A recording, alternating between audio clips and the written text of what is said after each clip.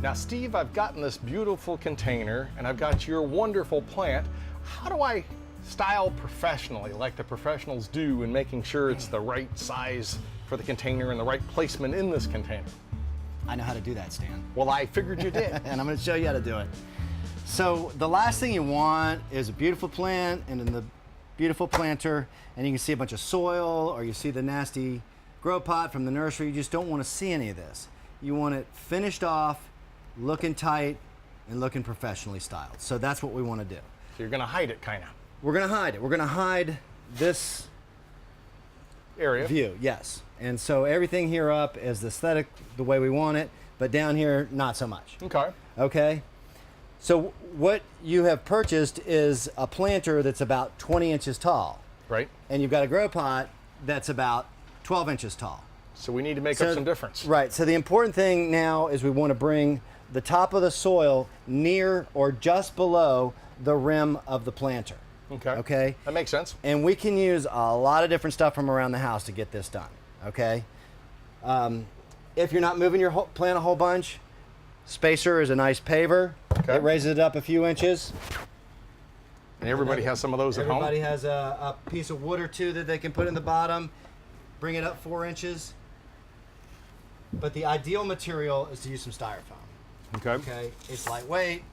If it gets wet, it's no big deal. So I'm going to put enough styrofoam in the bottom of the planter to get this to the right level. Okay, so that's about a 2.5 inch piece, another 2.5 inch piece, and maybe a 1/2 inch piece. And you know I've already measured this, so I know it's going to work out, right? Sort of by trial and error, Okay, right? So if you're at home and you have to remove a piece or add a piece, right, no, yeah, you just No big deal. Just work it until you get it right. So I want to make sure I include my liner and ring, because this is going to bring it up another inch. it's okay. Okay, so now I've got that set up there. That way you make sure you've got your wicking system is going to work right, so it's going to be Correct. that self-watering containers. Correct. Perfect. So now I'm going to install my plant, All right. push the wicks down in the bottom of the liner like we talked about. So right now, the plant is just about the right height.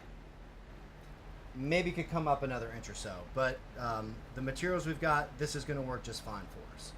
Okay, so now what I've got is a plant that's not as stable as I need it to be inside this planter. All right. So we've sent some foam collars along with the plant. And so I want to modify this foam collar to fill the space between the grow pot and the planter to stabilize it and also support the finishing moss that goes on top. So I just want to cut this guy a little bit. Well, it makes it nice that you send that, so everything they need is all within the kit. All there. And I agree with you. You don't want something moving around. You want something that's pretty spaced evenly in the container, right about in the middle, and not going to have any problems. If somebody bumps into it, it's still going to stay pretty Right. much where it's supposed to. And you know what we need, Stan? We need a little wiggle room in there too. A little wiggle room. We're back to our wiggle room. Right. So we got to have enough space between the grow pot and the planter to be able to look down in there, see how much water is in the reservoir, and fill the reservoir from the top if you need to. But for now, I'm going to take these spacers, I'm going to lean the plant a little bit, Okay. press it back in there. And then Same thing with this side, kind of do the same over here. same thing over here, and then the same thing over here. So you got 3 points of contact, kind of. 3 points of contact. I could have cut it into 4s, but that generally does it. That seems So like now that's you can about see nice. It's much more stable. So if somebody moved in their home or a dog came up against it, it's not going to necessarily fall over. Correct. So when you've bought a plant from us, we give you a couple of different options on how to finish it off. In the industry, in the interior landscaping industry, a lot of people use gray moss. It emulates the Spanish moss that you see down south in the oak trees, and it gives it a nice finish. So that is more like this material here. So you can order the gray moss from us. Okay. I'm going to finish this one off in preserved mood moss. So this was shipped with the plant. So I'm going to take this, and you can help out, Stan.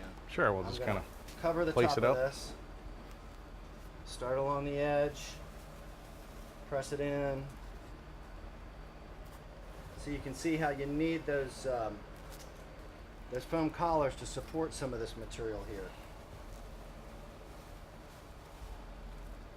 That's a big chunk.